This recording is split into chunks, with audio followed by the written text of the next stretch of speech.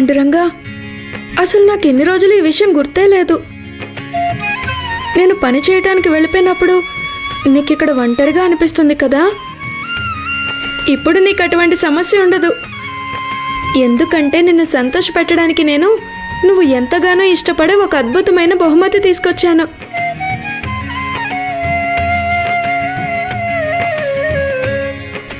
ఇదిగా చూడు. ఎవరొచ్చారు? రుక్మిణి తల్లి.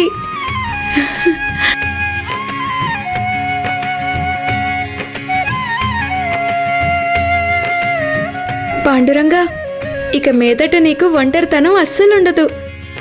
రుక్మిణి తల్లి, నువ్వు కూడా సంతోషంగా నీ భర్త సరసన ఉండొచ్చు. ఒక్క నిమిషం, నీకు నేను పసుపు కుంకుమలు పెడతాను.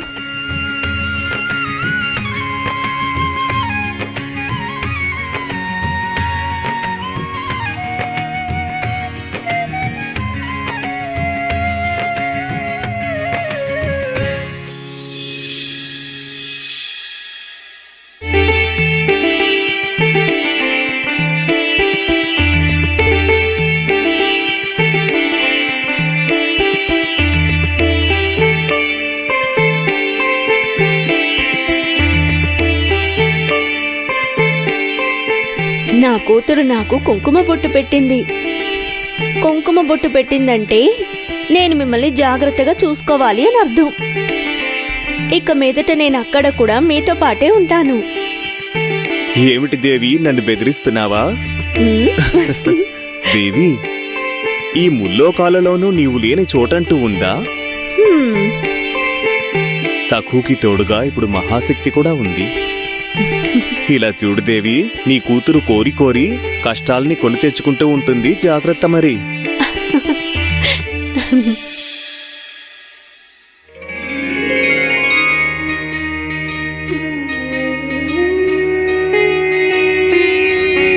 అన్నట్టు పాండురంగా, నువ్వు నాకు మాత్రమే కనిపిస్తావు.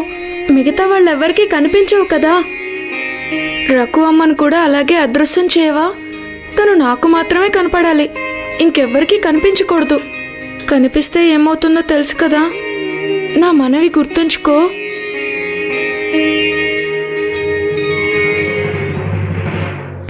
నాముసుతారా, ఆయన తిరిగొచ్చారని గట్టిగా చెప్పాడు. నాకు అసలు కాళ్ళు చేతులు ఆడలేదు.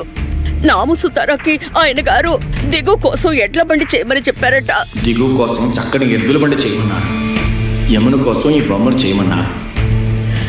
ఆ ఎద్దుల బండి చూడగానే దిగు చాలా సంతోషపడిపోయాడు. చిన్నప్పటి నుంచి వాడికి వాళ్ళ నాన్నగారంటే చాలా ఇష్టం. బాబాగారు, ఆ మూర్ఖురాలు సక్కు ఉందే, అది మావయ్య గారిని వెతుకుదామని దిగుని రెచ్చగొడుతోంది.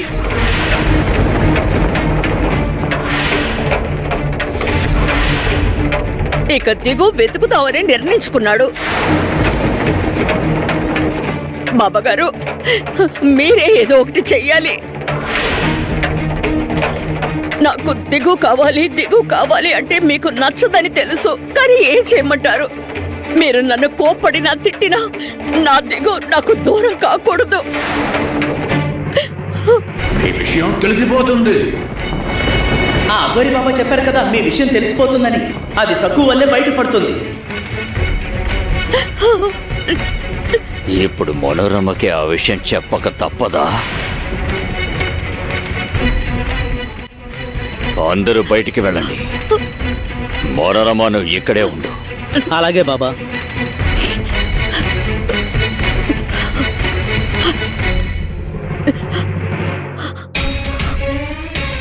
మనోరమ, నువ్వు ఏడవటం ఆపి నేను చెప్పేది కాస్త శ్రద్ధగా జాగ్రత్తగా విను. అంటే బాబాగారు, ఎవరికైనా ప్రాణహాని కలుగుతుందా? అవును, గురు జింగరోబా గారు నిన్ను కంటికి రెప్పలా జాగ్రత్తగా చూసుకోమని చెప్పారు. ఆయన అలా చెప్పినప్పటి నుంచి నాకు చాలా ఆందోళనగా ఉంది.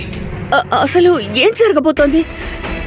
జింగరోబా ఇలా చెప్పారు, నీ ప్రియ శిష్యురాలి విషయం త్వరలోనే బయటపడుతుందన్నారు.